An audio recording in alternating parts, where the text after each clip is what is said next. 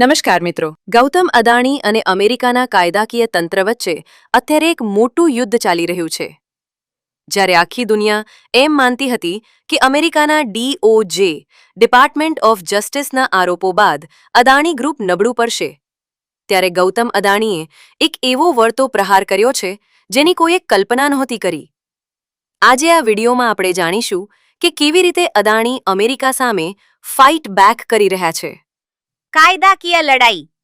સૌથી પહેલા વાત કરીએ કાયદાકીય લડાઈની. અદાણીએ દુનિયાની સૌથી મોંઘી અને શક્તિશાળી લો ફર્મ્સને મેદાનમાં ઉતારી છે. કર્કલેન્ડ અને એલિસ અને ક્વિન ઇમેન્યુએલ જેવા કાયદાના દિગ્ગજો હવે ગૌતમ અદાણીનો પક્ષ અમેરિકાની કોર્ટમાં રજૂ કરી રહ્યા છે. અદાણી ગ્રુપનું કહેવું છે કે DOJ અને SECના આરોપો પાયાવિહોણા છે. તેઓ આ કેસને માત્ર કાયદાકીય નહીં પણ રાજકીય ગણાવી રહ્યા છે. ટ્રમ્પ ફેક્ટર અને ડિપ્લોમસી. અદાણીની વ્યૂહરચનાનો બીજો મોટો ભાગ છે રાજકીય સંબંધો. ડોનાલ્ડ ટ્રમ્પની જીત બાદ સ્થિતિ બદલાઈ છે. રિપોર્ટ્સ મુજબ અદાણીના પ્રતિનિધિઓ ટ્રમ્પ પ્રશાસનના અધિકારીઓને મળી રહ્યા છે. તેમનો તર્ક છે કે આ કેસ જૂના પ્રશાસન દ્વારા લાદવામાં આવેલું લૉફેર છે. ટ્રમ્પની અમેરિકા ફર્સ્ટ નીતિ અને અદાણીની રોકાણની નીતિ એકબીજાને પૂરક બની શકે છે અને અદાણી આ તકનો પૂરો ફાયદો ઉઠાવી રહ્યા છે. $100 અબજ માસ્ટર પ્લાન.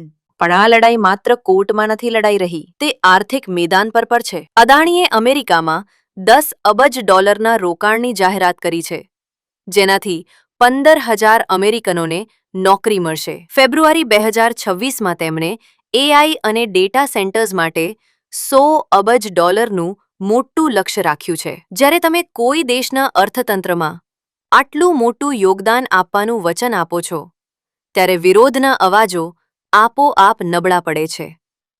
3 તબક્કે અદાણીનો અમેરિકા સાથે જંગ. અદાણી ગ્રુપ અત્યારે એક સાથે 3 મોરચે લડી રહ્યું છે. અદાલતમાં વકીલો સાથે, વ્હાઇટ હાઉસમાં રાજદ્વારીઓ સાથે અને બજારમાં અબજો ડોલરના રોકાણ સાથે. શું અદાણી જૂથ હિન્ડનબર્ગ કેસની જેમ જ આ કેસોમાં પણ સંપૂર્ણ લડત આપશે? એ આવનાર સમય જ બતાવશે. પણ એક વાત નક્કી છે કે અદાણી હાર માનવાના મૂડમાં બિલકુલ નથી. આવા પ્રકારના વિડીયો તમને જોવા ગમતા હોય તો હોટલાઇન ન્યૂઝ ચેનલને લાઇક, શેર અને સબસ્ક્રાઇબ કરો.